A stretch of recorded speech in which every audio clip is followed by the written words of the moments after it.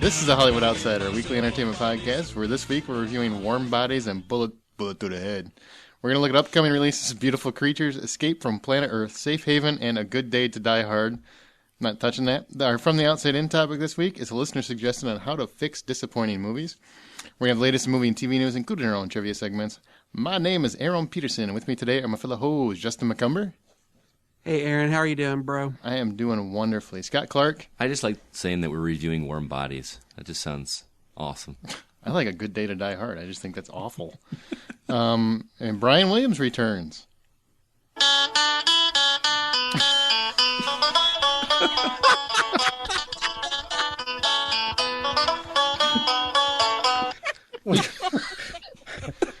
What's up? What's up? He brings his own entrance, his own theme song. Is that what plays when he comes out of the tunnel? Oh yeah, yeah. What is the cape like? A Confederate flag? Oh wow, Brian, how's it feel to be back? Oh, it feels good, man. It feels good. Why don't you tell everybody what happened to you? Why you weren't here last week? As I had signed on and just joined our little Skype room and everything, I barely even got time out to say hello or a dig in on somebody before we lost power. We had a bad storm roll through, and basically we were without power for about 4 or 5 hours. First world problems. Yep. Even in a third world state. Exactly. Hey, wait a minute. That was a delayed reaction. It was like a joke grenade. Before we get into our usual movie news, guys, we're having our second annual Oscar movie contest. So if you want to enter in that, we're going to list the categories at the end of the episode, and they'll also be in the show notes. So if you're listening for that, just skip to the last 5 minutes or check the show notes. That's when the categories are listed. Don't fucking tell them to skip the good stuff. Who cares? We've already got the download. It don't matter. Because that is the only way you'll know what the categories are. Because we're not going to put it on the website or anything, because that's how you get people to listen. Yay! And we did add a few more categories this year, because last year we came really close to a lot of ties. So there's several choices. Okay, first piece of movie news. I'm really confused by it. Rennie Harlin is set to direct Hercules 3D, which is going to apparently abandon the fantasy elements and going to be more focused on a gladiator-type story. I want to know how you abandon the fantasy elements in that kind of story. Well, Hercules is a person of legend that you can take a lot of different directions. And usually when Hollywood approaches Hercules, they want to do some kind of, big movie where he's chopping up large monsters and basically doing a Wrath of the Titans sort of film. Interestingly enough, Brett Ratner is actually doing also a Hercules movie that's going to be starring The Rock, and it's going to have that more fantasy tone that you would expect for a film like this to have. I'm guessing that's part of the reason why Rennie Harlin's wanting to go a different direction with his film. Why compete on the same sort of storyline with that film? Why not go a different direction? So there's nothing saying that there's not going to be fantastical aspects to Rennie Harlin's film. I mean, it is Hercules after all. The guy is the son of a god. He is a god himself, capable of massive things, but I think you can still handle it in a more gritty sort of Gladiator or Troy direction. I think Troy is sadly a film that is underrated. I went into it expecting to hate it, and I enjoyed it much more than I thought I would. I'm actually really interested to see a Hercules film that doesn't feature all the massive monsters and typical elements that a Hercules sort of film has had in the past. But if you look at the box office of some more recent films of that ilk, Clash of the Titans actually made some pretty decent money. Wrath of the Titans, not quite so much.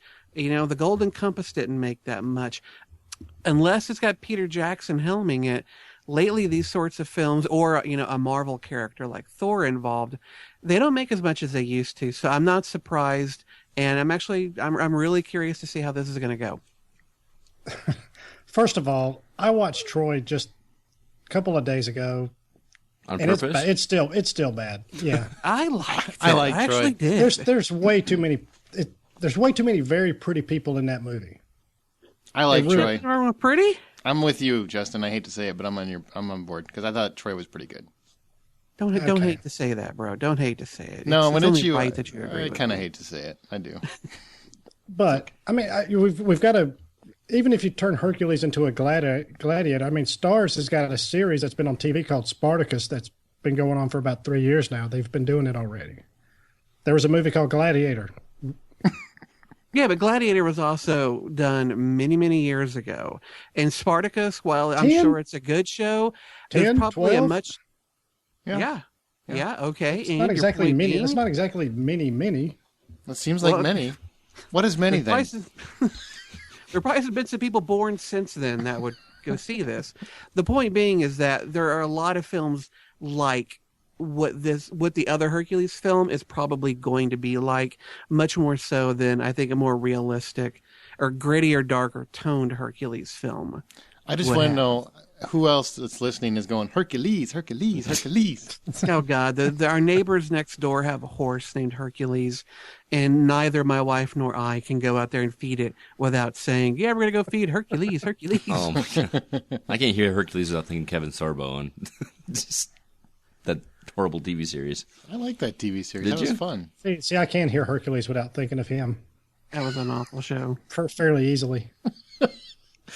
I just want to notice everybody else comes up with the funny Eddie Murphy thing. Scott's thinking of the glistening half-naked man. Yeah. How it goes. I think of the sexy He naked. did have some cool hair, though. I'm just saying. He still does, man.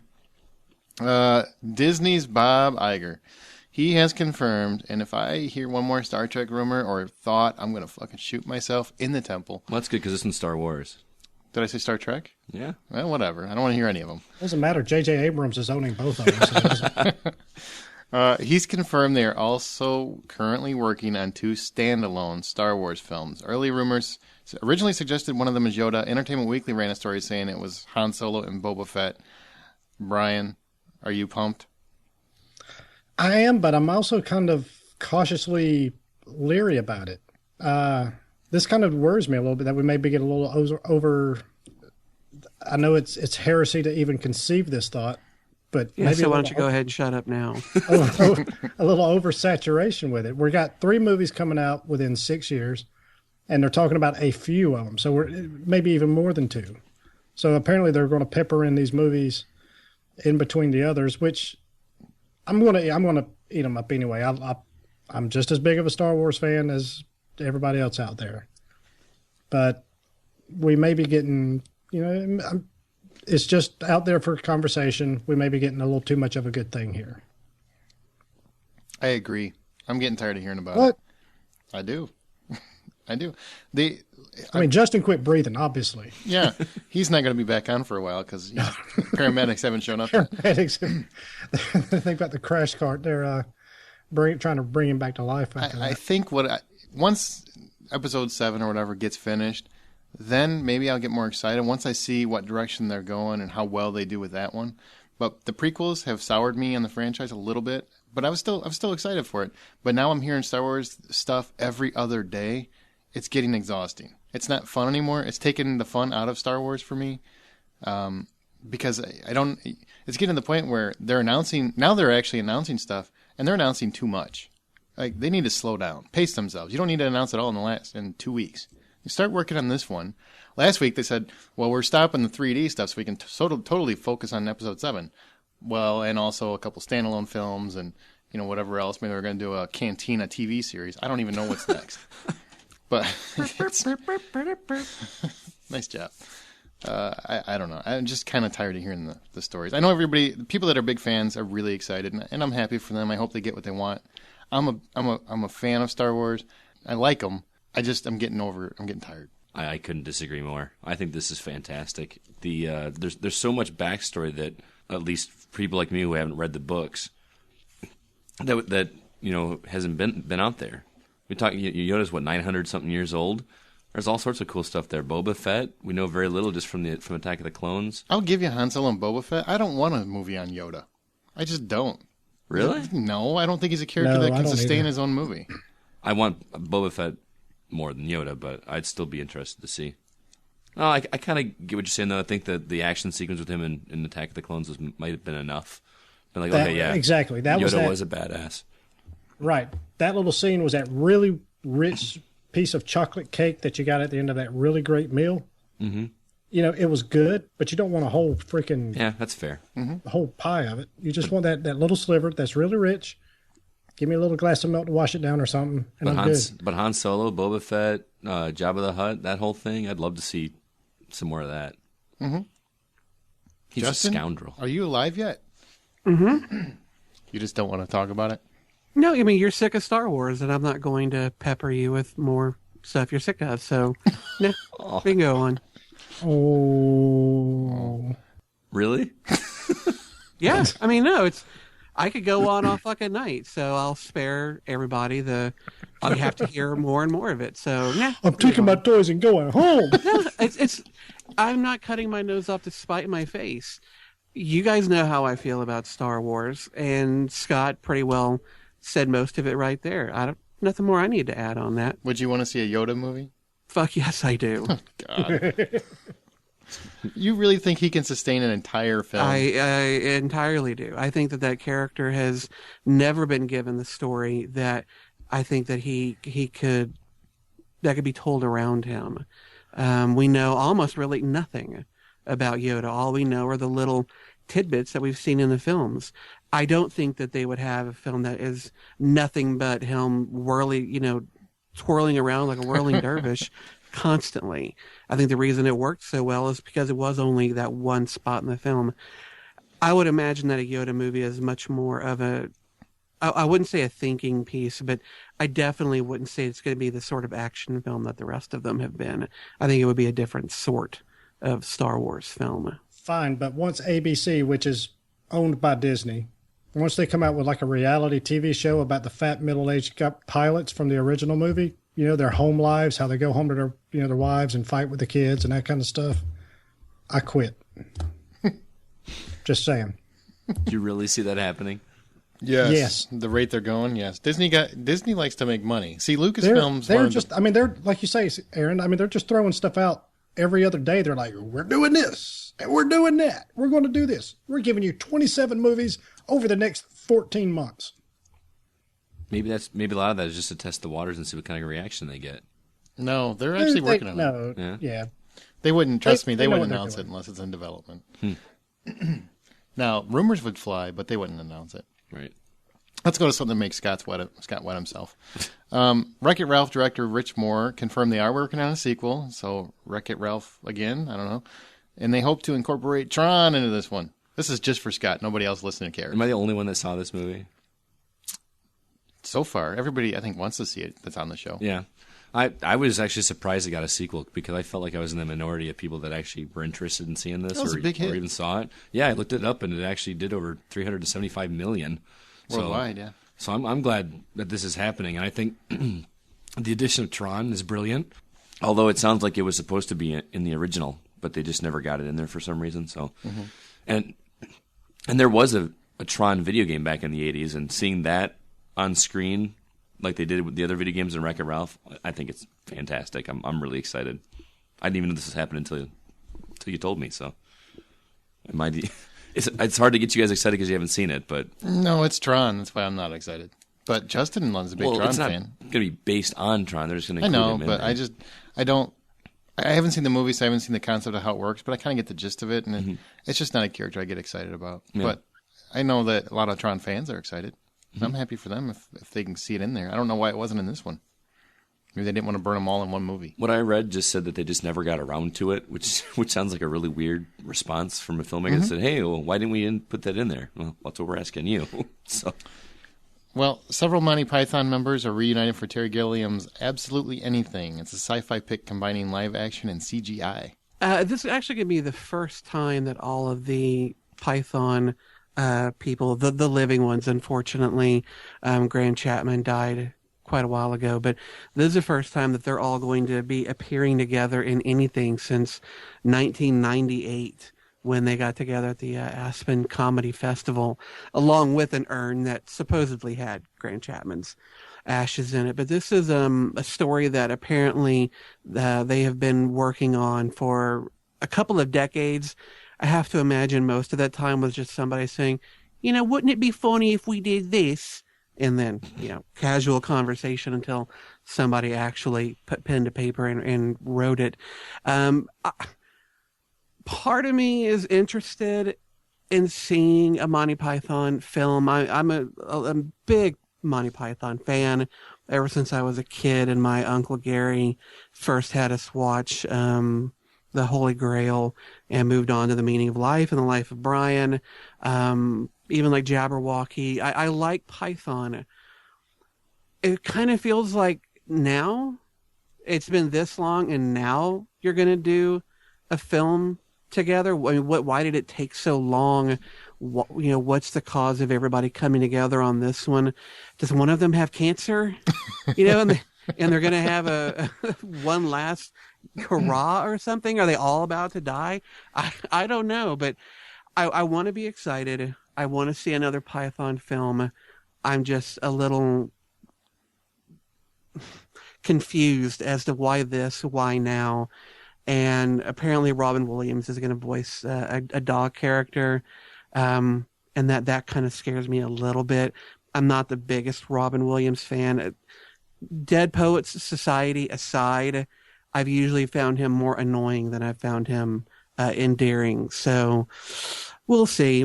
I guess I would say I'm more hopeful than not, but until I learn more and start seeing some stuff, I'm kind of being a little more reserved on this one, especially being sci-fi.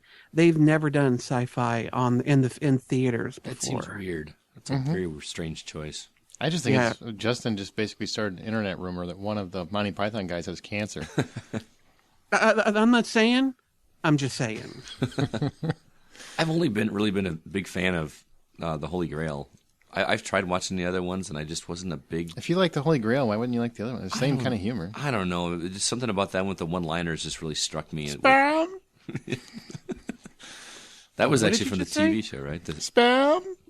Oh. That was from the sketch. That was from the TV show. Yes, it was. But I tried, I think, was it Life of Brian I tried to watch, and it just didn't... Life of Brian's a little drier. The Meaning of Life is probably actually my favorite, even over The Holy Grail. There's just so many elements in The Meaning of Life that just make me laugh hysterically. Yeah, that's how it was with. I can get in a room with 3 or 4 guys and quote lines from Holy Grail. Mm-hmm. Oh yeah, I mean you can't have a D&D gaming session without half of what's said being quotes from that film. That's what I'm talking about. That's what I'm telling you. That's the coolest party you want to be at, right there. Oh, big news on big movies. Kristen Wiig joins Anchorman 2, rumored to play Brick's wife. That'll be entertaining. And The Usual Suspects writer and Jack Reacher director Christopher McQuarrie is in talks to write and direct Mission Impossible 5. I think the idea of Brick getting married is just about enough to get me to see Anchorman 2. Because you weren't going to go anyway. Pretty much, yeah. No, I was going to see it, of course. But, yeah, I don't know. Of course, Kristen Wiig is just, she's probably the funniest woman in movies. So, yeah, I mean, that sounds good. I'm all about that.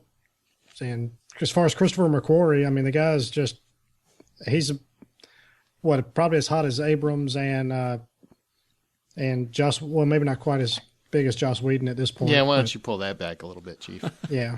But he's up there, top 3 or 5 anyway with him. I think that's actually an odd choice because Mission Impossible doesn't seem like a series that has those witty one-liners in it, like Jack Reacher and Way the Gun and that kind of stuff.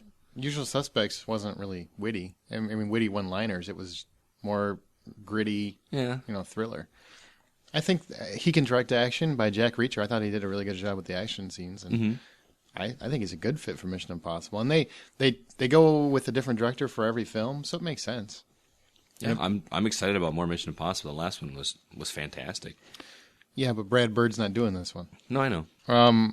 Paul Fast and Furious Walker has been cast, and this is just wrong because it should have been the other Fast and Furious dude, has been cast as Agent 47 in Hitman 2, a sequel/reboot of the action film video game where Timothy Olyphant originally played Agent 47. Yeah, this seems very odd to me. I did see the original Hitman, and I thought it was I liked it. I think it's a fun movie. Yeah, but Paul Walker, I can't choice. picture him without hair, and I just Whoa! So you think Vin Diesel would have been a better choice? Fuck yes. I think the Asian guy would have been a better choice. I think Ludacris would have been a better choice. I think Jordana Brewster. On the motorcycle would have been a better choice. Hell, Michelle Rodriguez. Anybody is a better choice than Paul Walker. I don't get it. Vin Diesel is a producer on that series. I know that. So maybe he's like doing him a favor. I don't know. But he should do him a different one. Even Vin Diesel's too big for that character. I'm sorry, was Jason Statham too fucking busy?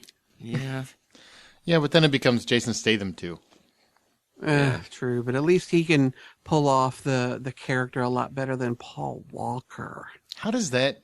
Who makes some of these choices, man? Really? I don't know. Paul Walker's got that. He's always got that crazy look in his eye and that funny smirk, like he's like just kind of laughing all the time. I just can't see him pulling out that role. He's like a newer Keanu Reeves. You just expect him to go, whoa. Yeah. That's why I always say Paul Walker. Oh, I don't know why they didn't hire Jeremy Renner. he's busy. He is. He's making more Jeremy Renner movies. Okay, rumor mill, Scotty. We haven't had one of these in quite a while, but sometimes a story pops up that isn't yet confirmed, but we do feel it's worth talking about anyway. There's a lot of talk on the internet right now about Marvel's Phase 3 of films, and the biggest part of it seems to be incorporating the Planet Hulk storyline for Avengers 3, where Hulk essentially returns to Earth for revenge on the people of Earth. Now, Brian, I know you're the one of our resident comic geeks here. How do you feel about this? Yeah, this is interesting. The Planet Hulk series, I don't know a whole lot about it. I am vaguely familiar with it. Yeah, I don't know. They're really going out there, what they're reaching for in their big arc with all this series. I don't know, man. This is somebody with some higher thinking and better plan as far as everything goes. They're the ones pulling the strings. I don't know what to say about this, to be honest with you. If I remember right, and I think Justin's familiar with this, I believe Hulk gets cast into space, and then he lands on a planet, and basically comes back to Earth to seek revenge, right? With Planet Hulk, what happens is that the heroes of Earth, and not all of them, but there's a cabal of them who they're kind of called the Illuminati, get together and decide that Hulk is too dangerous to remain on Earth. He's too strong, too unpredictable. They've got to get him out of here. And so they trick him into a starship and just send him off to go land on a peaceful planet and hopefully get rid of him as a threat. Of course, he lands on a planet. It's war-torn. It's overseen by a dictator. And eventually Hulk makes his way up through the ranks and becomes basically king of the planet while having a 2 or 3 kids or something. Before he decides to come back to Earth and seek revenge on the people that sent him away. And there's also some element of the ship. He came in, explodes, killing his wife and her pregnant child or something. So he wants to come back to Earth, and that starts the whole World War Hulk storyline.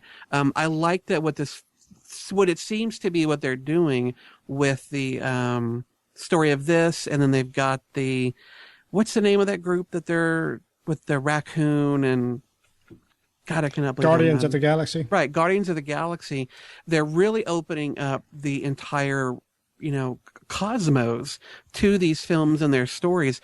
I would love to see Hulk sent to this other planet and have to see him, take over this place. I like that it's not just going to be every story about Earth and the threats made to it, but they're really broadening the canvas. I think it's a real interesting move. I just hope that they're going to continue to be smart and put really talented people behind all of it so that it doesn't end up dipping into that cheese bowl. They are taking Thor and they're keeping him primarily in Thor's world for the next Thor movie. So that's a big step right there. So we'll see if they can pull this off. Welcome to Brian's Trailer Park. All right, from the twisted mind of Rob Zombie comes his newest horror movie, The Lords of Salem. I thought this was one of Justin's home movies at first, but it turns out that it's actually about a DJ named Heidi who lives in Salem, Massachusetts. And once she receives a wooden box with a record in it, and for those of you that were, kind of born not too long ago, a record used to be called, it's otherwise known as an LP. It's a little piece of vinyl that's round. Oh. Yeah, okay. You set a little needle on it and it magically plays. It's got this little popping noise, which is actually kind of cool in a way. Yeah. So look into that. That's cool. Yeah. My brother likes those. Yeah. Even I It's real, look them up. It's retro. It's hip. Do it. I can smell the Ben Gay. Oh, that's what she said.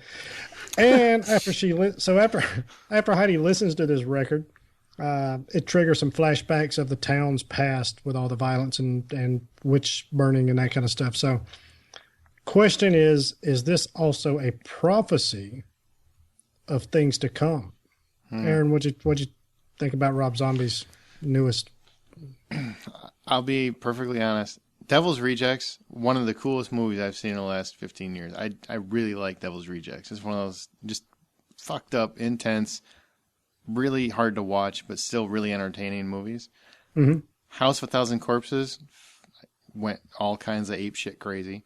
Halloween was one of the worst remakes I've ever seen in my life. Halloween 2 was worse than Halloween 1. And the throwing that fucking white horse in there, which was Rob Zombie's idea to show his Michael Myers' mother in vision, was an awful decision. This trailer is not making me see anything different than those movies. It looks very similar to his other movies outside of Devil's Rejects. So I'm not interested at all. I saw House of a Thousand Corpses, and because of that, I skipped Devil's Rejects. I've never even bothered because that's one of the only times that I nearly asked for my money back. I thought that was the dumbest movie I'd ever seen. To me, this looks like just a bunch of disturbing imagery just for the sake of disturbing imagery. I'll pass. I've never seen a Rob Zombie film. This one does not make me want to change the state of things. It looks like shit. And I'm sorry, that lead actress looks awful. Is that his wife? Not appearance-wise. I mean acting-wise. She looks like there's she a reason hasn't even taken an acting class yet. Yeah, there's a reason. The only movies I think she's done has been Rob Zombie movies, and that's basically because he's married to her. Mm-hmm. I mean, if you saw the Halloween remake, one of not just the worst remake, one of the worst horror movies I've ever seen.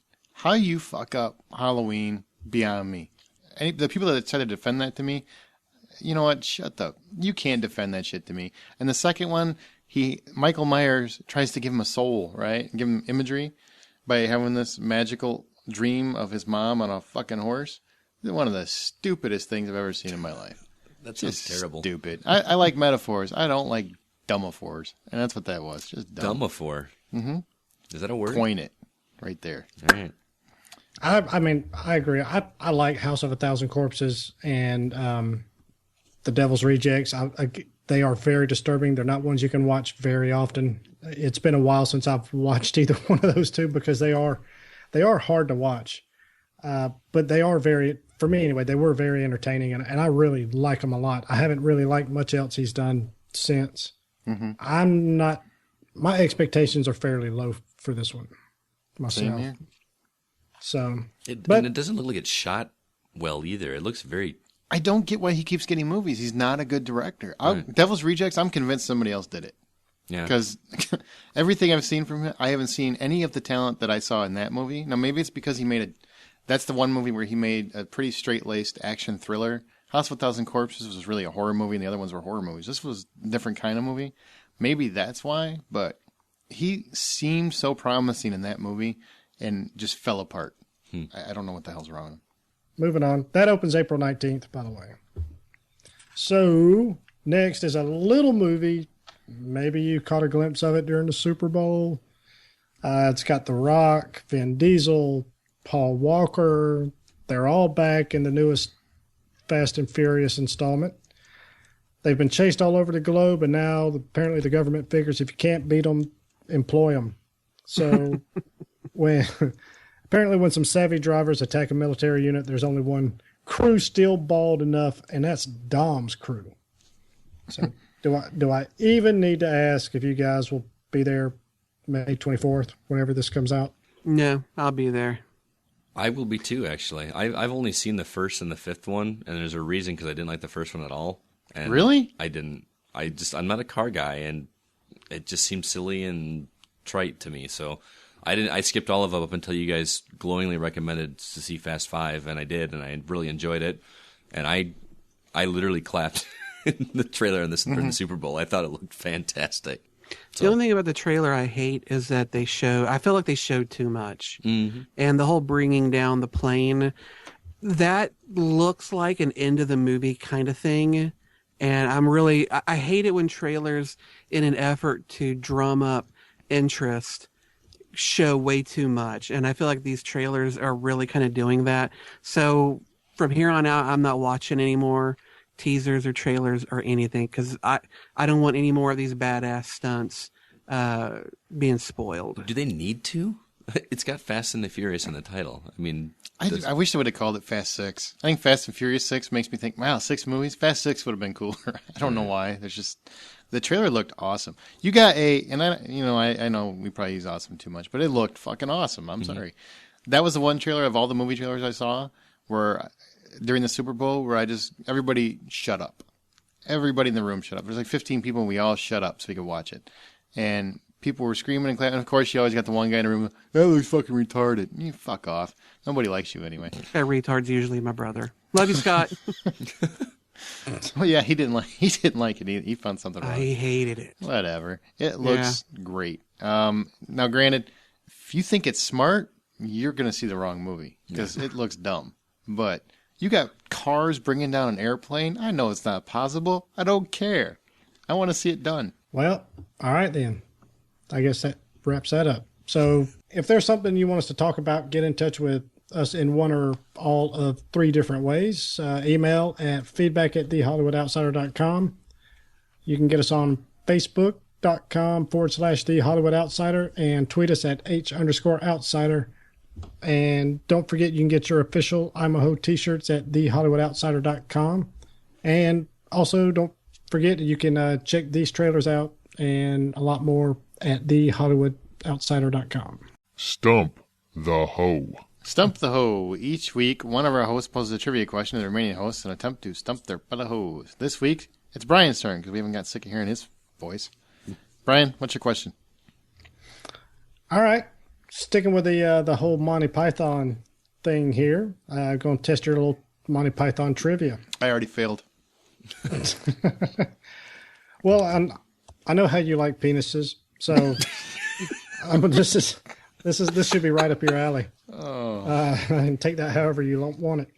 The penis song is from which Monty Python movie? A, The Holy Grail, B, The Life of Brian, C, Flying Circus, or D, Meaning of Life? Life of Brian. Flying Circus. Justin? Okay. Or Scott. Scott, Flying Circus? Well, I'm not sure if I'm thinking of the right song, but I'm going to say The Meaning of Life. Justin, you got it right. It is from The Meaning of Life. Yeah, are we talking about the Every Sperm is Sacred Yeah. song? Okay, yeah. Every sperm is sacred. Every sperm is great. If a sperm is wasted, God gets quite irate. That sounds Every sperm. so Kick in the drums. So stupid. Oh, wow. All right, let's go to the big screen. Justin and Scott saw Warm Bodies. Justin, what is Warm Bodies about? Well, Warm Bodies is a paranormal romantic zombie comedy. I think I said this before. I'll say it again. Wrap your mind around that concept.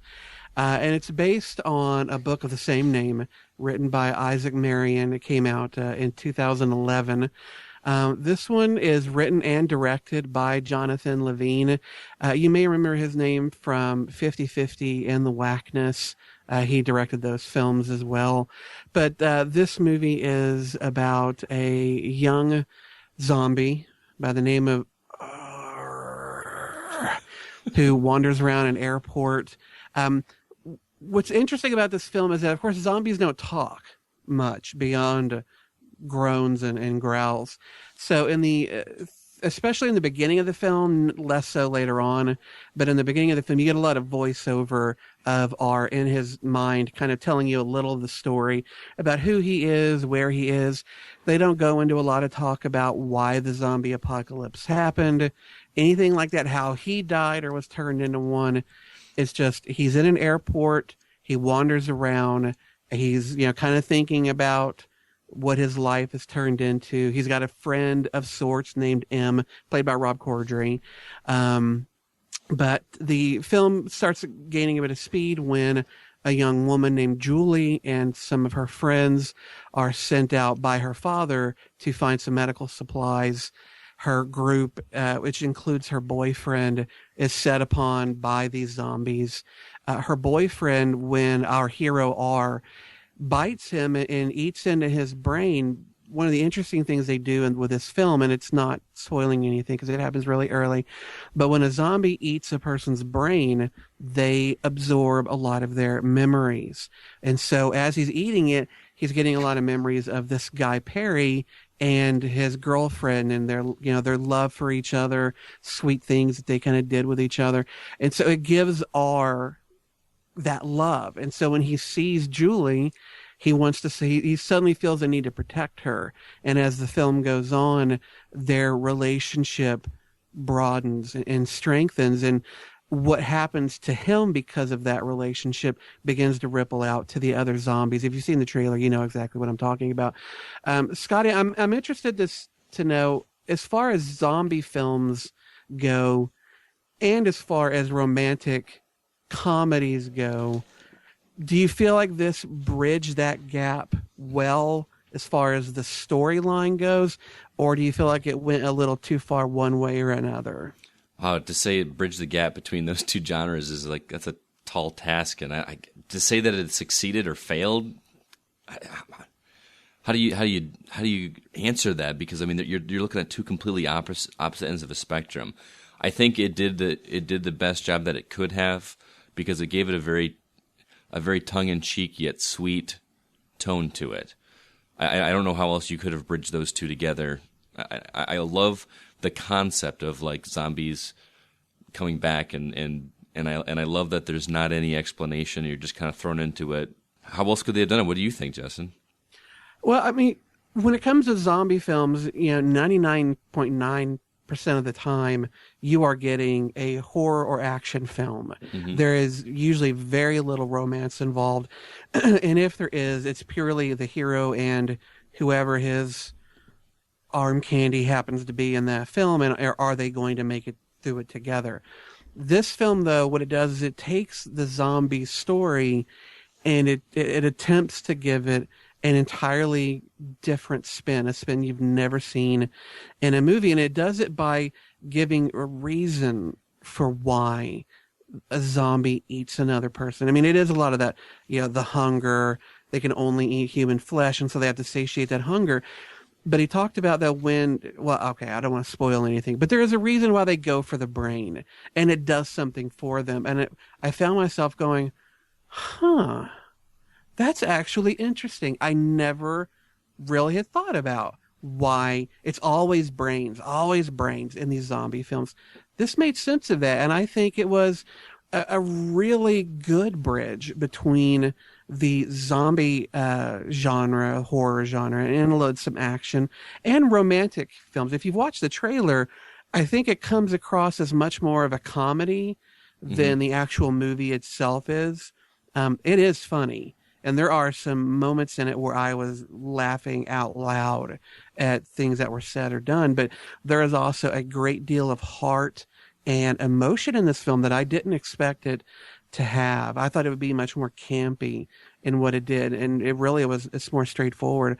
And some actual moments of some real, tension and suspense. So I thought I did a marvelous job of that. But it can only do that if the people involved who are acting do their job.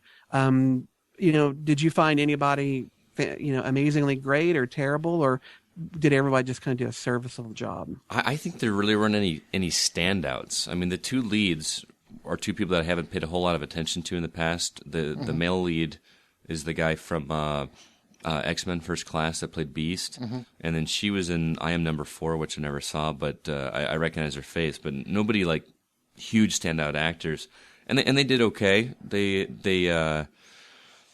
were believable enough as far as you can be for being a zombie that's come back to life. It's not like a character we can compare it to in anything. John Malkovich plays John Malkovich very well, but he's not given a whole lot of screen time to really get any kind of character development. I mean, he's. I thought he was going to be a lot more prominent in the story, and he really wasn't. You're meant to think he's kind of this badass, which he is, but the story elements of his character move too quickly just because there's so little time that he's on there. The performances were cheesy, but I think that was the intention of this film. It's supposed to be cheesy, and I don't mean that in a bad way. I mean cheesy in a good way. Like Justin said, there's a lot of heart in this movie and a lot more drama than I was expecting, but I wasn't blown away by any of the performances. Why John Malkovich is in this, I really don't know. Because, like you said, he has the screen he may be on it in the film, maybe 5 minutes. Literally, I think it's one of they needed a name for funding. Yeah, you want the money. Probably so, but I think you could have put anybody in the role and gotten the same level of performance. It's not a role that really requires a lot of chops. The lead actor is Nicholas Hoult, and he was in About a Boy, I think about 10 years ago. I enjoyed him quite a bit. Most of what you get from him is his voiceover, as far as dialogue goes. He gives a lot of voiceover in the early part of the film, and I love the read he gives it. It's casual, it feels natural, it flows. I thought they all did a good job. Nobody spectacular, but I didn't think anybody dropped the ball. Now, as far as just the production itself, the direction, special effects, things like that, do you think it was up to snuff? I got kind of a love-hate relationship with the production of this movie because on one hand, I thought the CGI and makeup look really cheesy, but I also believe that's, again, part of the charm of the film is what it's going for.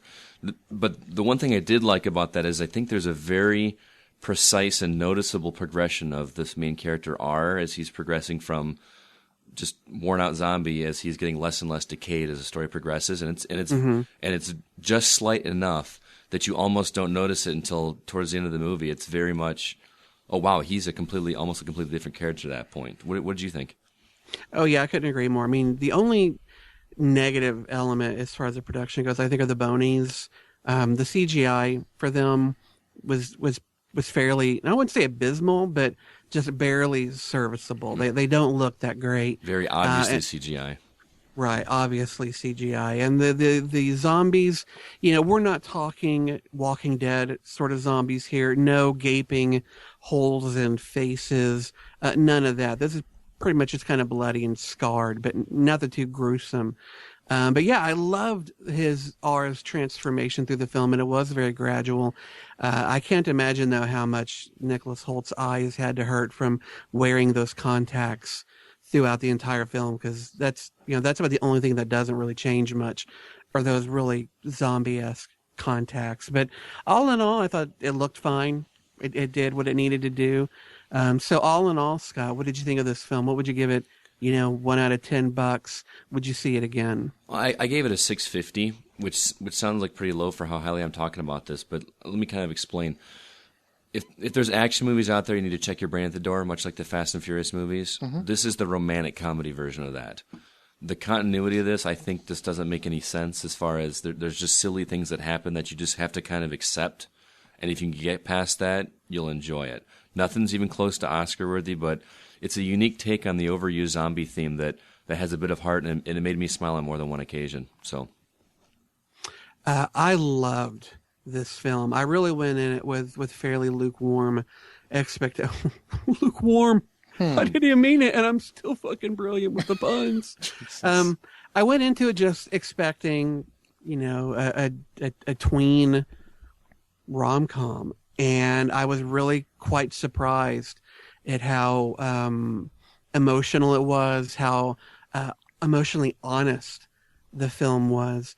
And like I said, there are several times where I'm just laughing out loud at the funny things that are going on. But I also really enjoyed the interplay between R and Julie.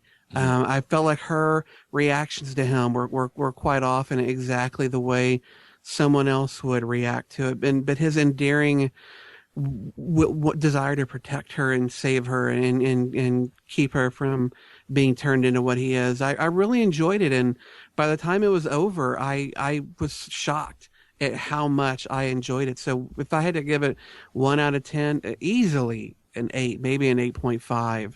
$8, $8.50 out of 10. I look forward to seeing this movie again. And I think it's one of the few romantic comedies aimed at a young adult audience that doesn't talk down to them. It's not just pretty people doing stupid shit. It's an actually interesting film and a good one. Really good. I was really surprised. All right, well, that was Warm Bodies. Now, I saw a bullet to the head. So, you know what that means?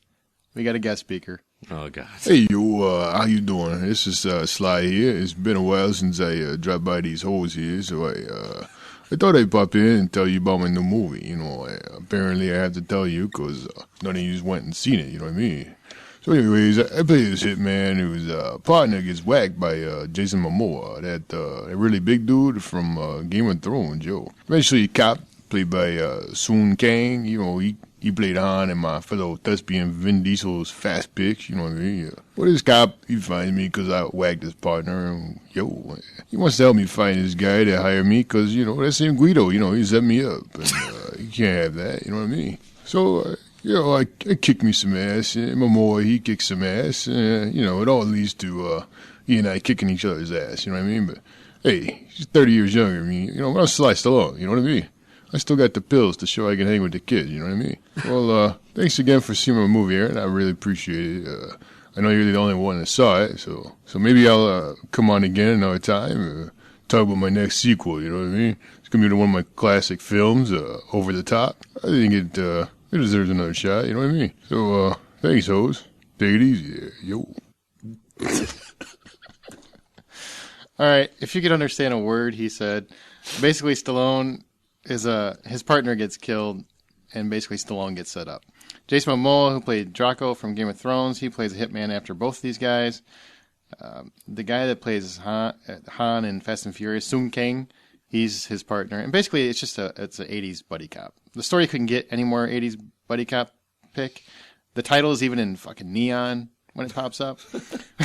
It's a cool little throwback thriller with a really dumb title. This title never should have happened. I mean, nobody wants to see this movie because it's called Bullet to the Head. Stallone, honestly, more endearing to me these days than even Bruce Willis, and how he embraces his age, yet still manages to come across as a tough guy. Sung Kang, I thought, was pretty good, nothing special. I mean, he's a straight guy, so to speak. Jason Momoa is the villain. That dude has so much charisma and is such a big guy. He reminds me a lot of The Rock. You know what I mean? So give him a franchise. Make him Draco spinoff. I don't care what it is. Because that Conan the Barbarian movie, he was great in it. The movie wasn't that great, but he was great in it. And he deserved his own action franchise.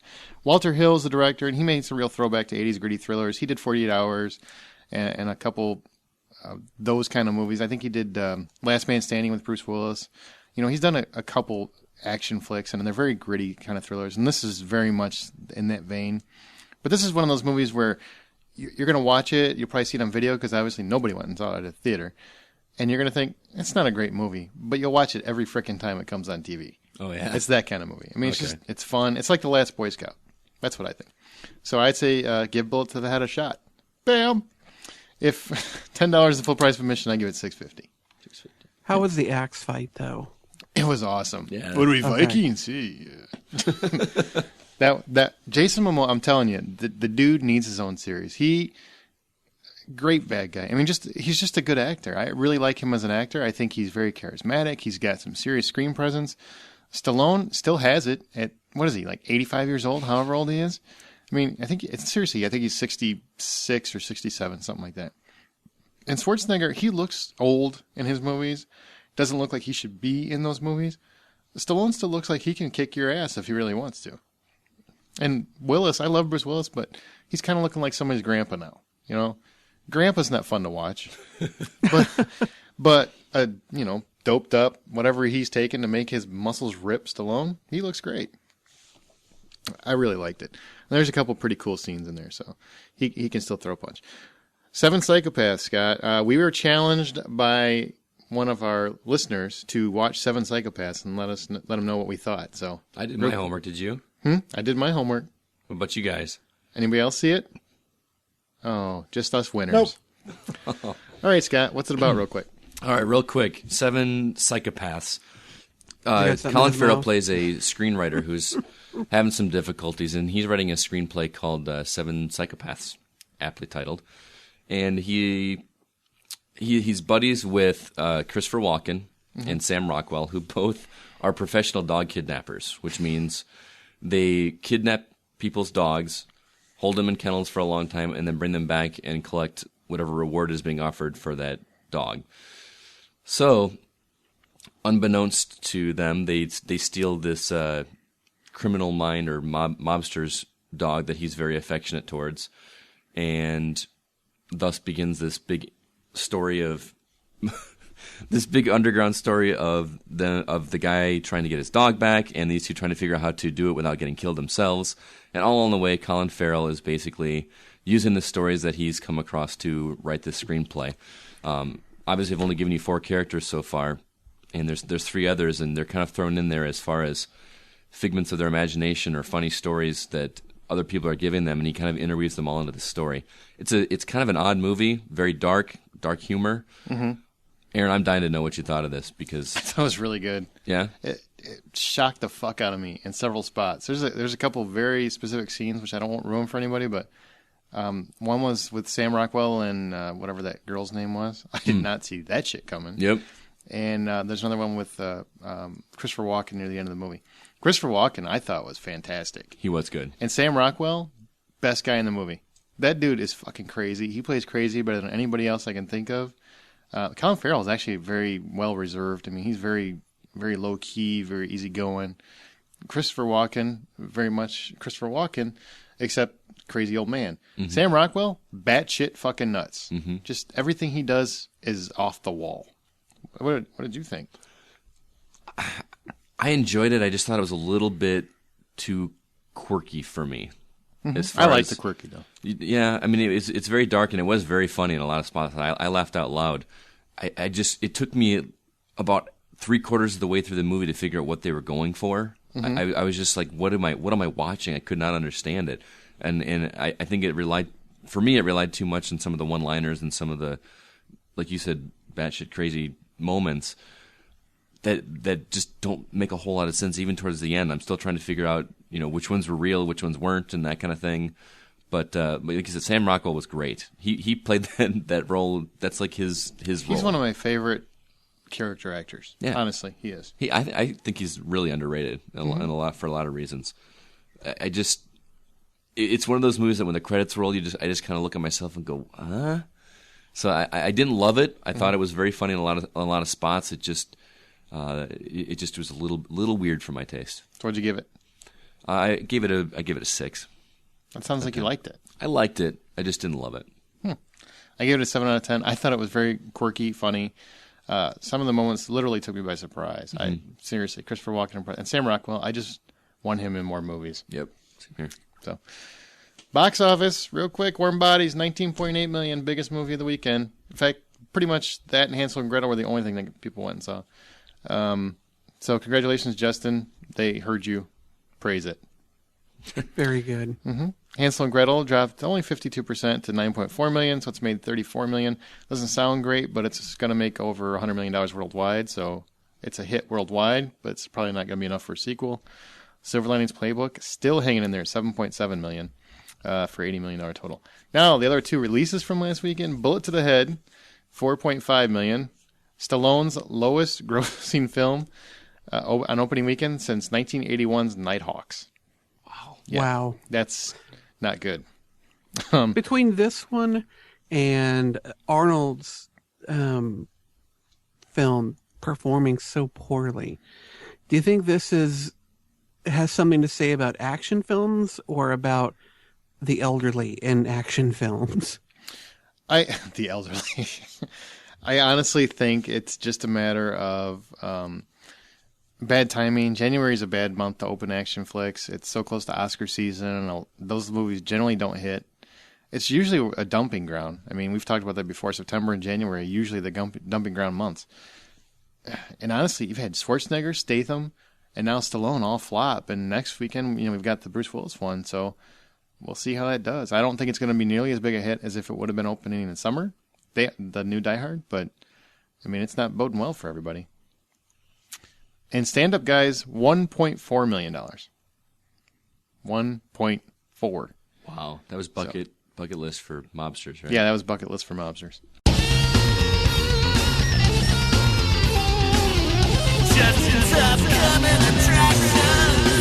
All right, we've got 4 films we're going to be talking about this week, opening on February 14th. The first one is Beautiful Creatures. Now, this one's a supernatural romance based on the novel of the same name by Cami Garcia and Margaret Stoll.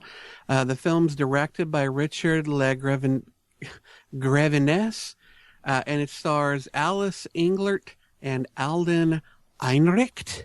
Jesus, where are these people coming from with these names? Whatever happened to Smith, Smith, Johnson. What happened to Smith?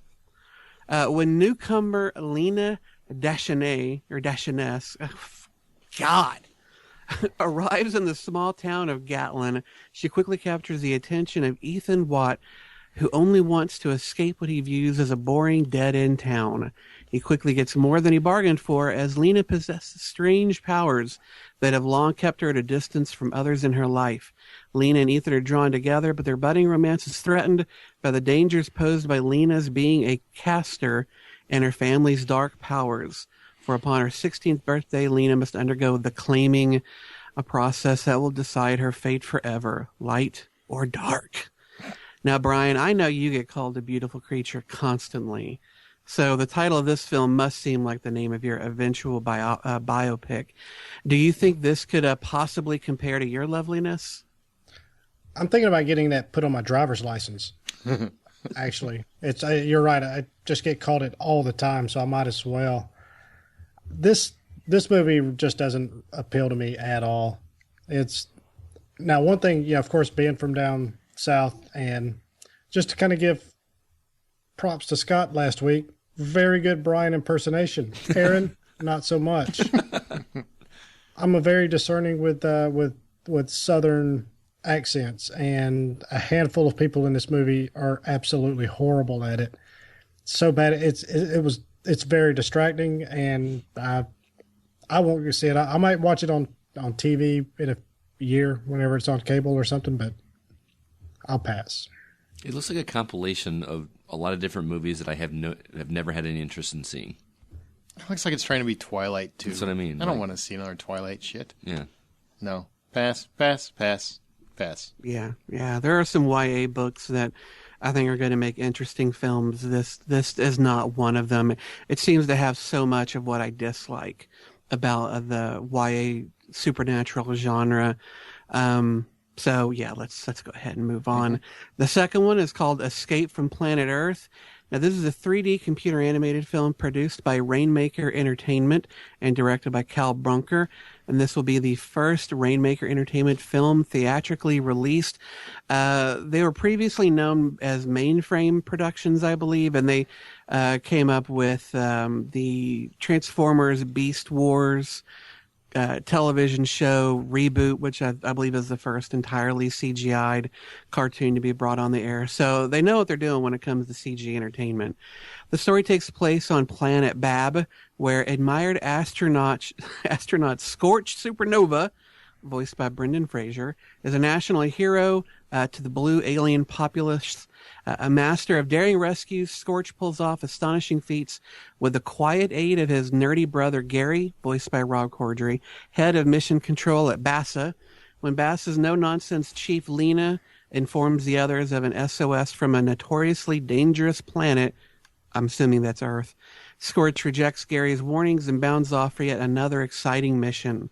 But when Scorch finds himself caught in a fiendish trap set by the evil Shanker, voiced by William Shatner, it's up to scrawny, risk-adverse Gary to do the real rescuing.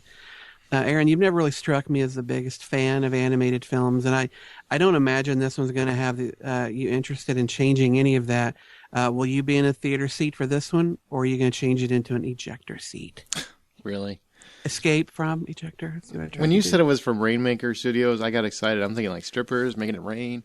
No, it turns out it's a freaking kids movie, and it sounds retarded. It's opening in January. It means it's not a good movie, or February. Sorry, February. So it just doesn't. Nothing about it strikes me as grab the kids, run out, and see it right away. Now maybe because there's nothing else out playing whatsoever that you can take them to. Okay, if that's what you feel like you have to do, but I'd say stay home and watch Wreck-It Ralph. I'm sure is it coming on video? Watch that in March.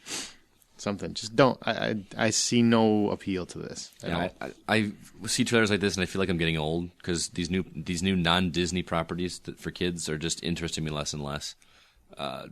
They seem to miss the mark when it comes to finding humor that's for both kids and adults. This one's just straight for kids. And granted, not all movies need to be for me. I obviously, but only 3 a year, roughly.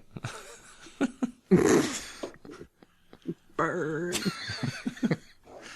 I think that there are some good non-Disney CGI films, whether it's Megamind, I thought was really entertaining. Despicable Me was really good. I will give you but Despicable Me. This one, it just looks like middle of the road, paint by numbers kind of child entertainment, and it looks to do nothing at all interesting. Mm-hmm.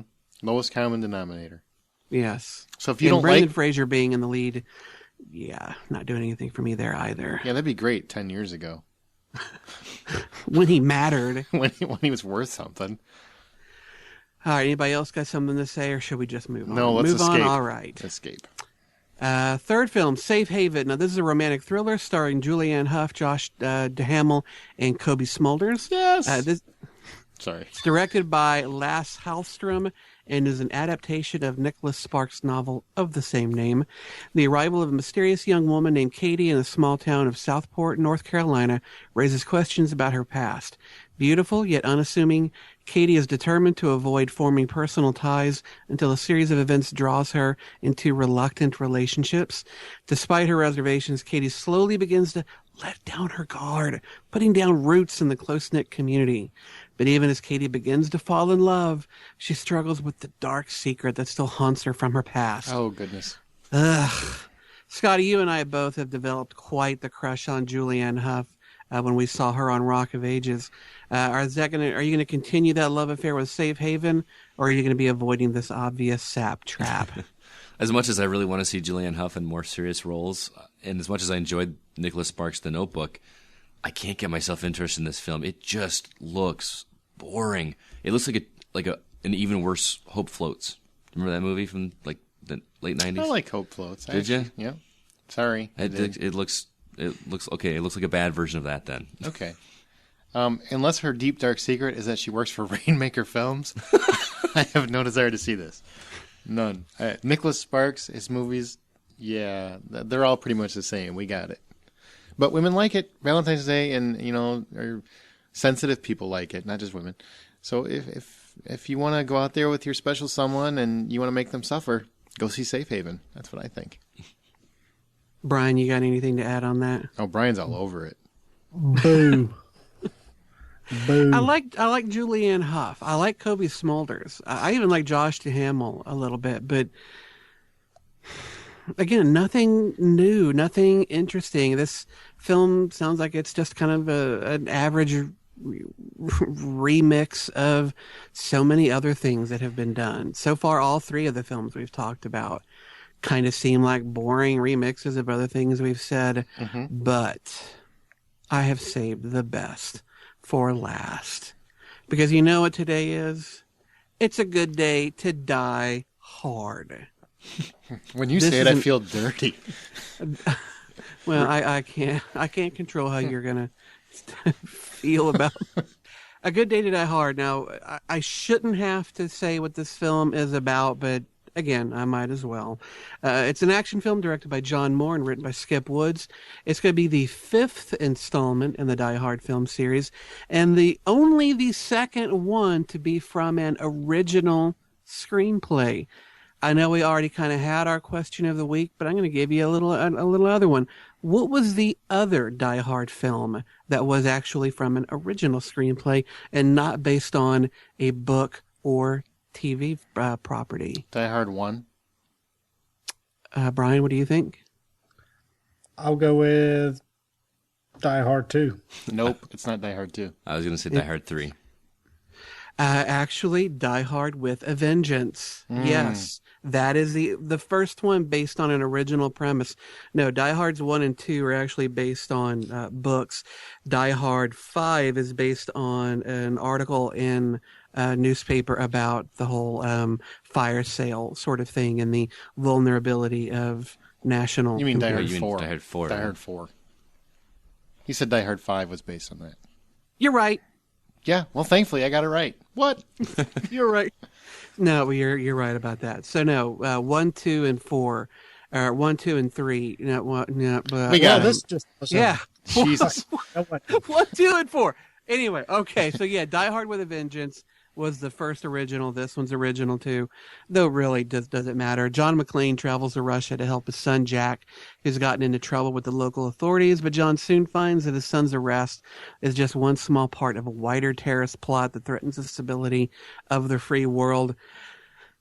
This is easily the most interesting film coming out that weekend. The only one I want to see, and I want to see it hard. This film looks like it is nothing but explosions and bullets and smart-ass wisecracks. I couldn't ask for more when it comes to one of these films. It looks spectacular. You guys have got to agree with me on this. Do not get cranky McCranker pants on this one. You could combine all three of the other movies in one big super movie, and I'd still want to see this more. Couldn't agree more. Yeah. Die Hard, Die Hard, Die Hard. It's John McClane. It's Die Hard. I don't care if he's in Russia and people are like, well, it's not really Die Hard. Fuck you. It's John McClane. I don't care where he's at. I don't care what he's doing. You know, I'm in an elevator shaft the rest of all 5 movies. That's just stupid. And it's R-rated. Yeah, and I hope it's a Harrier. I hope there's a Harrier in it. And I hope he wrestles it. Just to shut the haters up. I wanted to wrestle a tank. Oh, that would be great. Brian, you were saying before I interrupted you? Just that I agree. It's a clean sweep. All right, well, I guess we don't have to go into which of these films we'd all want to see. It's pretty obvious from the get-go that Good Day to Die Hard is the film. And I hate that we say that because a lot of people are going to say, well, you're just a bunch of guys. Of course, that's the movie you're going to want to see. Yep. I'm a romantic comedy fan, and I'm a CGI movie fan.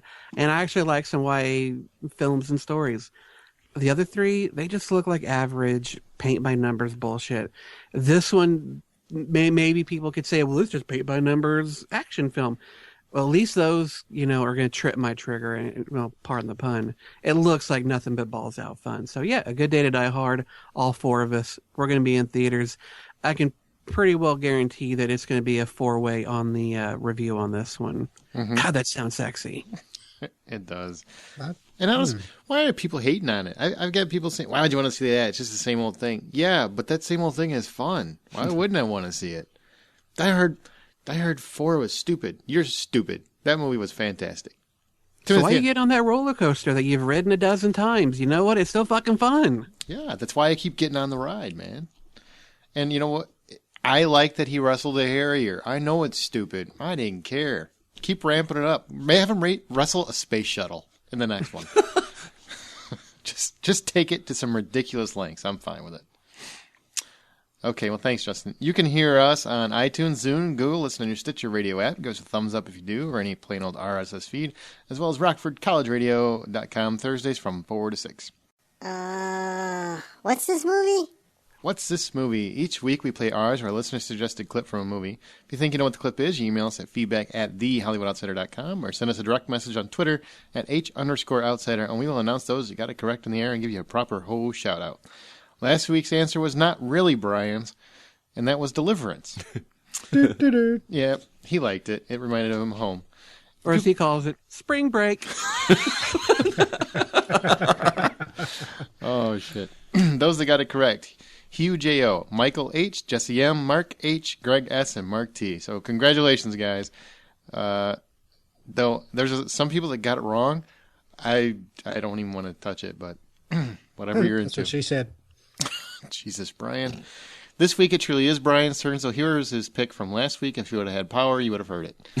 So if you think you know what it is, email us feedback at thehollywoodoutsider.com. Those who guessed it correctly, we'll give you a proper ho shout-out next week. Here's your clip. Hey, Ridley. Yeah. You got any Beemans? I might have me a stick. Well, loan me some, would you? I'll pay you back later. Fair enough. Think I see a plane over here with a name on it. Okay, we're back. Now let's go to the couch. We're talking about the TV and home video news. Really, all that's come up for TV news this week is the Super Bowl. If you saw it, apparently you're one on everybody else that did. It was watched by 108 million people. That's the third highest rated TV special in history. Or otherwise known as about half of the people that download our podcast. Half? Yeah, we're that big, Brian. We'd be charging if we could get that We'd many. have sponsors up in this bitch if that were the case. Yes. We might even get like Pepsi. That just cost us. That just cost. I got to write a check now. Anybody have a favorite commercial? I mean, other than the trailers? Yes, other than the movie trailers. I would go out. I would. What was the one about the farmers? Yeah, Paul Harvey. Yeah, I think it was that a was a Dodge good truck one. commercial. Oh, you were moved. Yeah, it was. That one threw me off because lately I've noticed that there's been these farmer commercials that are done by Monsanto. And I hate those fucking commercials because Monsanto is an evil fucking company, and yet they're trying to push this face of something that they're not. And so the entire time I'm watching this commercial, I'm just waiting for Monsanto's name to pop up at the end and for me to spew my hatred. And then all of a sudden for it to be a Dodge commercial. And I'm like, oh, I drive a Dodge. I like Dodge. Okay, this commercial's okay, but it fucked me up. It did give a weird tone in the room I was watching the game. That was one of those commercials that everybody stopped whatever was going on and just soaked in that whole commercial. But my personal favorite was the Tide Miracle Stain commercial. I thought that was hilarious. Oh yeah, mine was with Paul. the Montana. Yeah, it was great. Mine was Paul Rudd and Seth Rogen. That was my favorite. Yeah, and Better Call Saul. Yeah, same song. It's pretty funny. And The Rocks was pretty good. Got Milk. That was good. Mm-hmm. There was actually, I thought somebody said that was one of the worst years for commercials. I thought that Somebody was actually, says that every year. Yeah, I thought it was pretty good. I mean, No, I it's really pretty felt weak. like this year it was pretty weak compared to past years. I would agree with you. My personal favorite was the GoDaddy commercial. And the reason I liked it so much is that they could have gone so many different directions with it. And I really expected them to go. Like when she turns around to kiss the guy who is obviously so far beneath her league, it's ridiculous. I kept waiting for her nose to wrinkle up or an expression on her face like, God, I have to do this. But she didn't. It was just, she went right into the kiss as though this is the most wonderful thing ever. He did too, obviously. And I've also heard that it took 52 takes to get that done. He was I on would be ESPN fucking radio. that up until the day I die. They would have to recast it because I fucked up so many times. She is an incredibly attractive woman. A lot of people hate that commercial, and I don't know why. I don't get where that hatred comes from. She kissed him, he kissed her. It was just this nice, juicy kiss, and then they both turn around and face the camera, and it's done. I thought it was really a smart commercial. I enjoyed it quite a bit. Cheap Fuck the commercial. haters. I liked it. Yeah. I liked it a lot. And I love that they didn't do the usual, oh, he's a geek. I can't believe I'm having to do this. Ew. She was getting into it, too, and I can't blame him for doing it. As soon as it was over, my daughter said, "Dad, your whole life you've been Walter." Aww. Yeah, I know. That's funny. Aaron's like, oh, life fail. That's all right. Now let's go to DVD and Blu-ray, Scott. Okay, we're looking at the releases for February 12th. First up is Skyfall. This is the 23rd Bond movie and the third starring Daniel Craig as the infamous British spy. In this installment, Bond's loyalty to M is tested as a skeleton in her closet surfaces, and he seeks to eliminate the threat that puts both he and his boss in danger. We all four saw this film. Aaron gave it a 9 out of 10. Brian and I gave it an 8.5 out of 10, and I'm still foggy as to what Justin gave it. Did you say you gave it an 8.5? I think I gave it an 8.5 or a 9. It was a fucking fantastic I think he gave it a film. 9, actually. You gave it a 9? Okay. And by the way, one of the biggest hits of the year, it actually passed Dark Knight Rises Wow. for worldwide box And office. and Apparently again, Dark Knight didn't rise that much. and again, just like last week, it seems like that movie we just saw that movie. That came out on DVD really quick. Dark Knight Rises came out? out? No, Skyfall. Oh, yeah. Yeah, it's coming out right now. Yep. Also, perks of... Way to catch up with the rest of us. Shut up. Perks of being a wildflower. Wildflower or wallflower? Wallflower. God, Scotty. An You got introvert... one section. An introvert freshman is taken under the wings of two seniors who welcome him to the real world. It's got Emma Watson not playing Hermione. Silent Hill Revelations. This is based on the video game series Silent Hill. When her father disappears, Heather Mason is drawn into a strange and terrifying alternate reality that holds answers to the horrific nightmares that have plagued her since childhood. Next up is the one that Aaron reviewed, Man with the Iron Fists. On the hunt for a fabled treasure of gold, a band of warriors, assassins, and a rogue British soldier descend upon the village of feudal China, where a humble blacksmith looks to defend himself and his fellow villagers. Aaron gave that one a 450, which I think might be the lowest score I've seen you give yet. Because you know why? Shouldn't have starred RZA. That's why. Bully. This is the documentary on peer-to-peer bullying in schools across America. See this if you have kids. Seriously. See this. Hey, weren't you guys going to do it? Oh. Yeah. All the news outlets called this on the day of the screening. They didn't run with it the week before, so we didn't sell enough tickets. But I got so many calls the day of. It's freaking ridiculous. We would have sold out. Yeah, we probably would have. It's just sad. Next up, Smiley. After discovering an urban legend of a demented serial killer who has nothing but a carved smiley on his face, a mentally fragile teen must decide whether she is going insane or will be the next victim. That trailer, the poster for that looks just as dumb as that story sounds too, by the way. And lastly, The Sessions. This is a man who has an iron lung, wishes to lose his virginity, contacts a professional sex surrogate, which I didn't know that such a thing existed. Sounds like your biography. With the help of his therapist and priest. This stars John Hawkes and Helen Hunt. I actually really want to see that one. I don't know if you saw the trailer. It looks like a really sweet movie, despite what it's talking about there. So if this would have been Twister era Helen Hunt, yeah, maybe. I would have been a lot more interested. She's naked throughout the entire movie, I guess. Oh, really? Well, now Scott's interested. No, that's not why I'm interested. I think it looks like a sweet movie. So She was in that Soul Surfer movie. She looked pretty she pops good there. up every now and then. Really, she pops up naked every now and then, too. She should. She's attractive. Ooh, yeah. Hit me with that unknown shit. Flashback. With that, we'll move on to our flashback section. This is where once a week, each of us kind of brings to... Every 2 weeks. Every 2 weeks. Scott's new to the podcast. I'm new. Brand new. Jesus, Scott. You got one section. One section. You know, And with that, we'll move on to our flashback section. This is where once every other week, one of us brings to the table a lesser known... Restart like we're editing this shit. You're going to own that. Just kidding. Just keep going. I'm not editing. Aaron's like, fuck it. Just keep going. Keep going. pay no attention to the man behind the curtain. Aaron, what movie do you have for us? Okay, it's my turn this week. Flashbacks where we look at a little known obscure movie. How often do we do this week? one, Aaron? Every Oh, week? man. Or Okay, every other week. every other week. It's every 2 weeks because we alternate with recasting the What's it classics. last week? Did you do it last week? No, we didn't do it last week. Sure. I'm pretty sure. You would know if you were here. Grindhouse. That's mine for the week. Now, cult audiences, they know what Grindhouse is, but a lot of people have never seen Grindhouse. And if you're a Tarantino fan or a Robert Rodriguez fan, shame on you for not seeing it. And I don't mean go buy the separate editions that they did on DVD of Planet Terror and Death Proof. I mean, go find the Blu-ray of Grindhouse. You can only get it on Blu-ray. You can't do the DVD version. It's basically 2 full-length feature movies, one written and directed by Tarantino, one written and directed by Robert Rodriguez, put together as one film feature. They have fake movie trailers in the middle. Just one of my favorite all-time movies. It's a great experience. It's a hell of a lot of fun to watch with your friends. First movie's Planet Terror. It's basically your typical 70s, 80s alien invasion kind of flick, or what was it, contamination flick, whatever it was. And then Death Proof about Kurt Russell in a killer car. Both movies alone, pretty good, but together as one compilation, fucking awesome. I absolutely love this movie.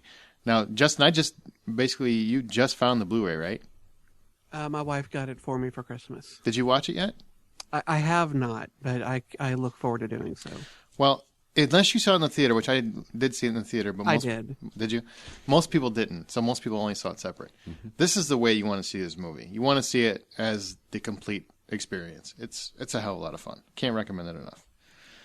There's also something cool about that with the trailers. That's what I said.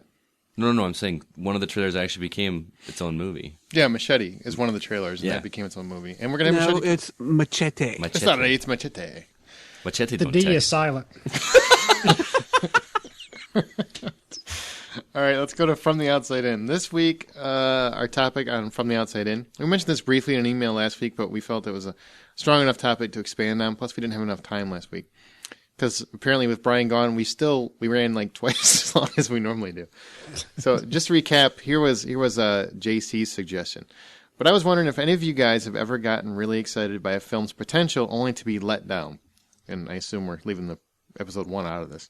If so, how would you have fixed it? Justin, what would be your first choice? My first and really only choice on this one, I wouldn't have the fucking dad shoot his son 3 fucking seconds before the goddamn army shows up. Yeah, missed. I'm looking at you. Enjoyed that whole fucking movie until the very end when you shit in my mouth and said, "Have a good day, sir." In 3, 2, 1, emails received for spoiling the shit out of that movie. Fuck, don't see that film. It's a shitty ending. It could have been easily remedied by having an ending that didn't suck ass.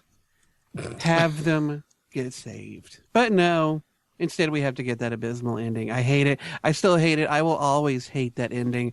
They ruined what was, up until then, a pretty damn good flick. Ugh. Scott, please carry on. My first one was Quantum of Solace, the James Bond flick. I love James Bond movies, and especially Casino Royale was fantastic. I could not wait to see Quantum of Solace. It just what could make it better? Make a story that's interesting. No, Nothing about the story. How would you change it? How would I change it specifically? Mm-hmm. Make it more like Casino Royale. I mean, there's, I couldn't tell you. I couldn't tell you what that story was about. I saw it on DVD, and I can't remember what it was about. It doesn't interest me. It was boring. It was a bunch of actions. There was some cool action sequences, but there was nothing interesting around it. So make it interesting. Brian, you got one? And this, I don't know, this is probably going to piss some people off, but that's The Dark Knight Rises. How would you change it? I would have put Batman in it.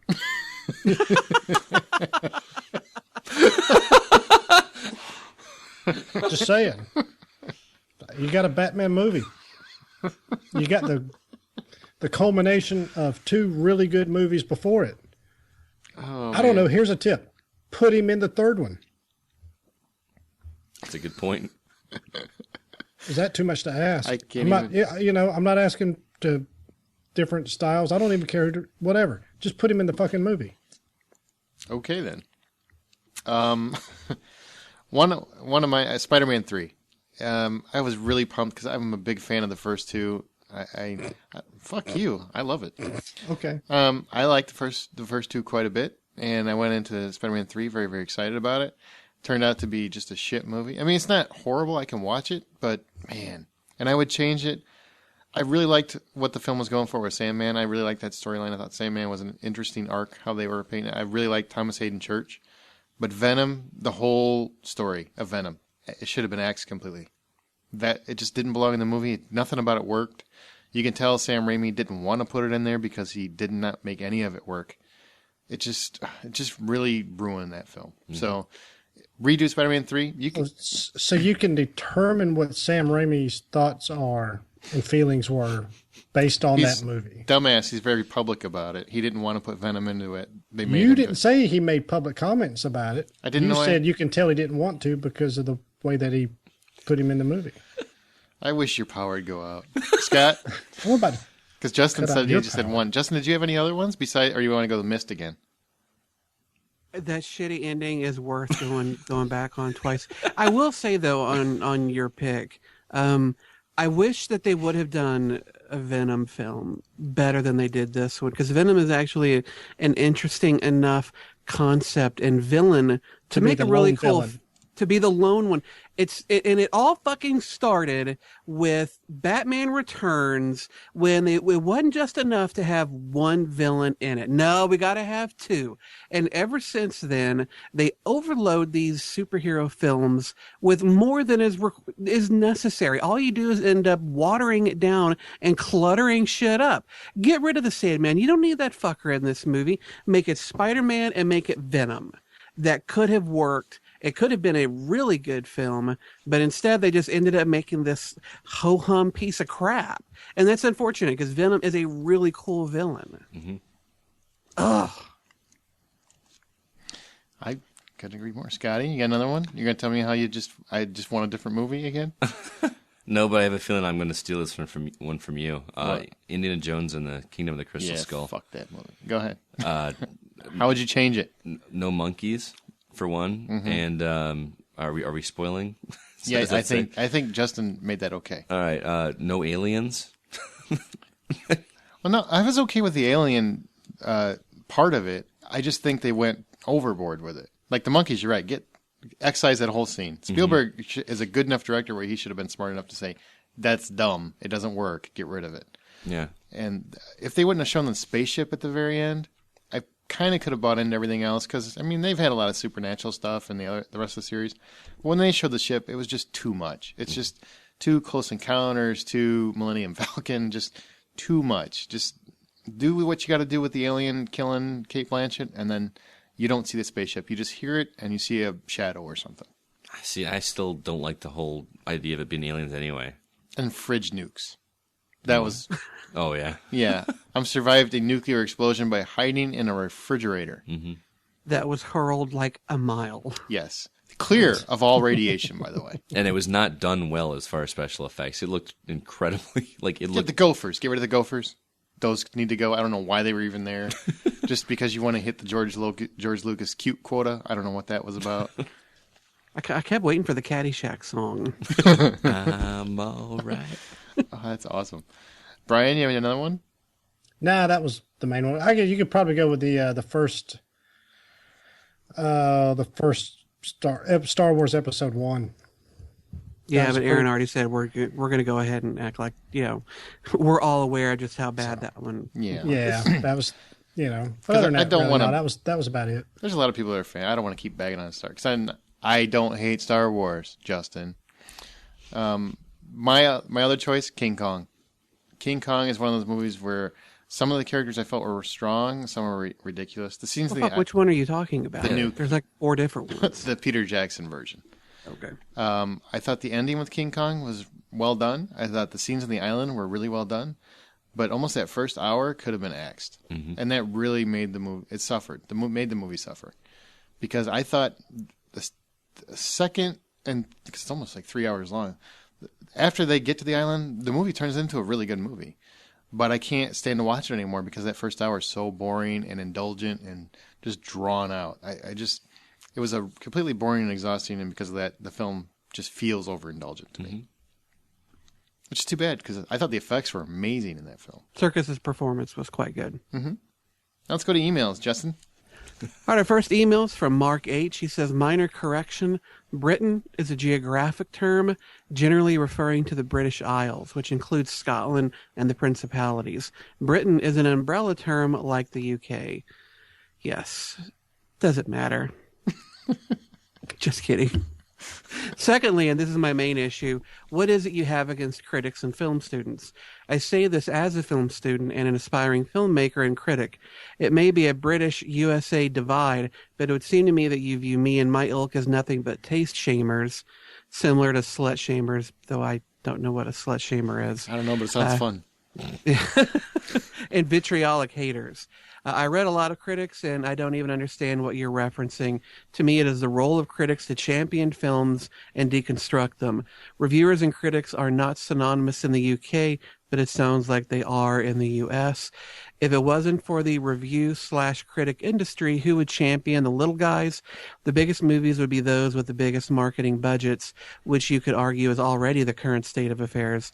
I love your podcast, and I love cinema Please don't hate on me because I prefer Pan's Labyrinth to Transformers 3 Dark Side of the Moon.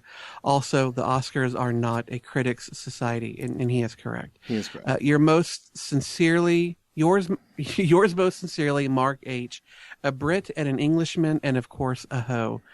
P.S. Transformers is beautifully shot. Hint, I disagree. P.P.S. Good luck with your book. The reviews I've read are overwhelmingly positive. Thank you, sir. I appreciate that. He says, I love the Dead Robot Society. And PPPS, I swear this is the last one. A critic's job is to be subjective, not objective. Otherwise, all they would talk about is technical jargon about aspect ratios and lenses. And in that, he's correct, though.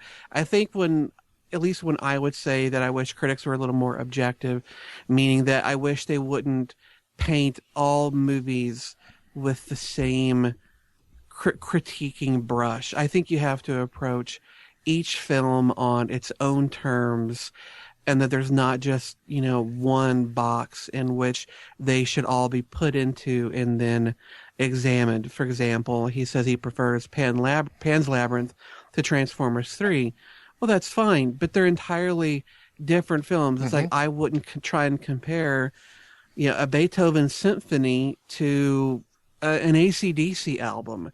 They're two completely they're both pieces of music, but they're both completely different. And I think they each have to be judged on their own individual merits, what they tried to do. So in that respect, I think that there is a little bit of objectivity that can be brought to it. But I certainly didn't mean to make anybody who considers himself a reviewer or a critic feel like we are hating on you. I'm not. I guess in return, I would say I hate being made to feel like that I am somehow mentally deficient or that I have no taste because I can find it within myself to enjoy a Transformers 3. Would I say that it's art or that it's artful cinema? Fuck no. But would I say that I enjoyed it? Oh, fuck yes. But I do so understanding what it is in relation to other films. And that's really all I would say on that. Do you guys have anything to add to what he mentioned? No, I mean, I was, and I explained this in a letter to him, I ran Hollywood Outsider as a critic's website for many, many years. So I understand what it takes to be objective, and I understand what good critics, I'm not saying I was one of them, I'm just saying I know good critics, they are very, very objective and do what Justin was talking about. They try to see movies from what that movie is going for, whatever it is. Pan's Labyrinth and Transformers 3, they are not similar in any way, shape, or form. I get what you're trying to say. I probably see it a different way. We're talking about the critics that don't like movies that everybody enjoys or that it's considered popular entertainment, the ones that have to bash on it because it's popular entertainment, the ones that only give credence to the little guys. I think a good critic would give credence to both. And if it's Michael Bay type film, if it's shot well for what it's going for, it should get props for that. If it's a Pan's Labyrinth kind of movie, it should get props for how well it's shot for whatever it's going for. That's all we were saying. And I firmly, I think if you listen to it, I think we stand by it. I think Scott even alluded to it when he talked about it last week. So, Brian, you weren't here. Do you have anything to add on that? No, I mean that actually kind of pretty much sums up exactly what I was thinking. But I just I just don't like it when it's almost like some of the critics can't separate the fact that a movie is just a fun movie. Mm-hmm. As though that somehow makes it less than worthy. Right. And it's like people who it's like people who blow off pop music because it's not, because Katy Perry isn't trying to be the Flaming Lips, that somehow means that her music is less worthy of existing, or anybody who enjoys it has no taste. That kind of condescending attitude just fucking rides up my ass. That sounds like not a fun trip. No, it is not. Okay, we got an email from Ben A. He said, I had a thought, which I'm wondering if it may have had come across any of you. When you do recasting the classic films, have you ever thought to recast the director? Just curious. Ben A. That's a good point. I wish That is a very good question, Ben, and thank you for asking. However, our Nazi leader will not allow us to do any more than 4 people at one time. So We had 5 and he cut it back. Yeah, exactly. So forget So try a director. adding a director. Yeah. Yeah. So when I recast Casablanca as the opening salvo on this, I do believe that I did say that Soderbergh would be an amazing director for that, but we never carried that forward. It was strictly a actor thing. But you'll have to appeal to Herr Aaron over here to see if he'll. Kyle Peterson. I would say when it comes to actors, there's a multitude. Kim Jong Peterson. when it comes to directors, it would just be like, there's only a handful that are really individualist. So I don't know how you would do that and make it interesting every other week. Fidel Castro. But you don't give us a chance, Aaron. Oh, Lord have mercy. Well, throw it in there then. It's like anything stopped you before. Okay, another one. Hey, this is from the listeners, man, not us. I said throw it in there. Right. I'm not Ben. Shut up. Know your place. Get in line. Get in the closet. Stop talking. Mommy Dearest says so. I got a coat hanger. I'll use it. Whoa. A Ho episode without Brian was like Star Wars Episode 1 without Jar Jar Binks. Yours is always, Sue. I thought she was your fan, I thought she Brian. was too. Sue has shit in her Easter basket. Let me tell you. Justin, you have an email from Ashley. Yeah, this comes in from Ashley, a longtime listener of the show. X-Men, Justin, remember, one of the last scenes shown in the movie was Magneto moving that metal chess piece with his powers after being injected with the serum. That indicated the serum probably lost potency at a certain point. Therefore, Rogue probably just regains her powers. And you know what? She goddamn better be cool in this one. Because in the previous ones, she was basically a big piece of shit because she hadn't acquired Ms. Marvel's powers yet. Rogue is my favorite comic character, and she blew in those movies. On to her Star Wars. J.J. Abrams directing Star Wars. I think he's a very competent director. Well, that's faint praise. So that is not the worry for me. I am more worried for Star Trek. It's been reported that due to him working on Star Wars, he won't be finishing a Star Trek trilogy. That actually makes me pretty sad, as I really enjoyed what he did with the first, and the second looks just as good. Sin City, fuck yes. Ashley. Yeah, remember last week we were talking about X-Men First Class and how they were going to maybe have Rogue in the new one, but this takes place after the third one, and she's absolutely right. Magneto did have just the barest little bit of his power come back to him, so it is entirely within reason that Rogue would as well. And yeah, she needs to get more powers than just, I touch you for these next ones. She better be able to fly. She better be super strong. So yeah, She better be a different actress. I was going to say. I like Anna Paquin. Oh, but, she was horrible. yeah, she. I guess maybe I just like looking at her. As far as Star Trek goes, I'm actually sad that he won't be directing a third film. But fuck it, it's Star Wars, and I would ditch any franchise to get him onto Star Wars. Fair enough.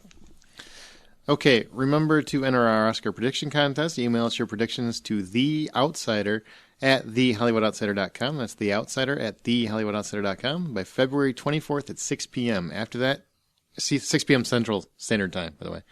After that, sorry, we can't count it.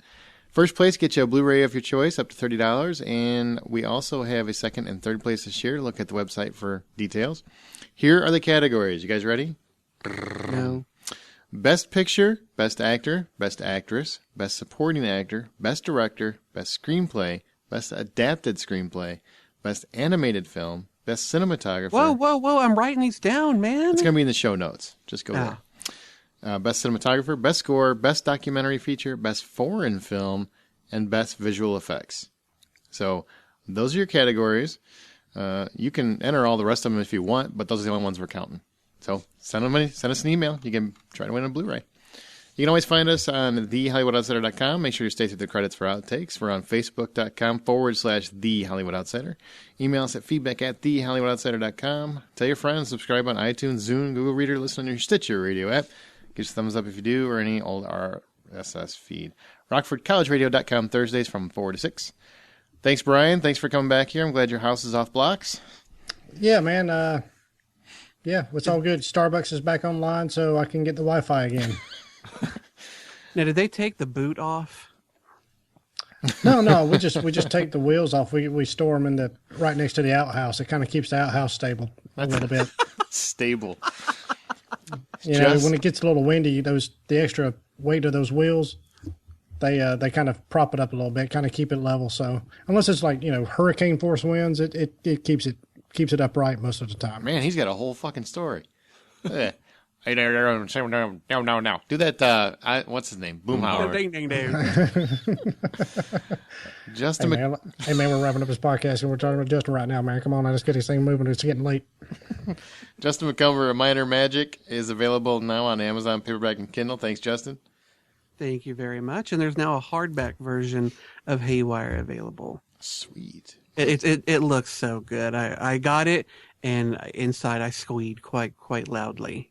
I'll use it to hold my mail from blowing away. It'll hold an outhouse up. In case you don't have tires. Prop it underneath. Scott Clark, thanks for being here. Thanks for having me. You should do your accent a lot more often because that's funny. And remember, the next time you guys go to a theater, oh, by the way, Scott and I are going to wear our aviator shades and tank tops this weekend and see Top Gun and IMAX 3D. Are you going to oil up? Oh, hell yeah. I'm going to have Scott oil me up. Do you own a volleyball? Do I need one? I'm just playing in the parking lot in the winter. That'd be awesome. Next time you guys go to the theater, buy popcorn. I don't care anymore. I don't care what you see. Sing like Cher. Do I? Do you believe in life after love? If I could turn back time.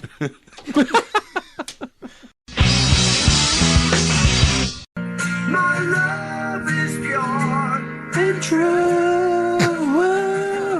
My heart belongs to you. But my cock is community property. The fuck? There's a lot of. Hey, you, You just did it on purpose. I am. I like it. Makes me chuckle. That's your one impression that I actually kind of like.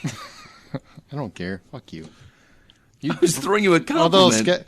kind of. It's like a backhanded fucking compliment.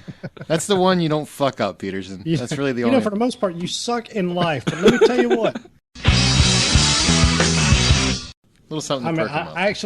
I was actually laughing out loud. Honestly, it was spot on. Go to the theater. The theater. The Hangover. Yours was absolutely atrocious.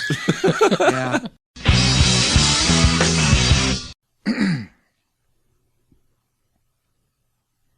Sometime tonight. Cocksucker. I swear that pause gets longer and longer every time. I Because think deep I down, wonder why. I think deep down you really want the interruption. No, I think deep down I just know it's coming. That's what she said. Oh, I was waiting for it. Jesus Christ.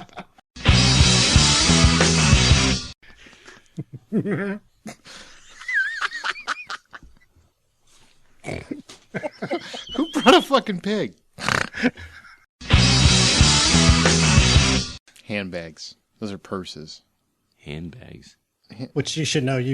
Carry one. Your wife's got your nuts in one.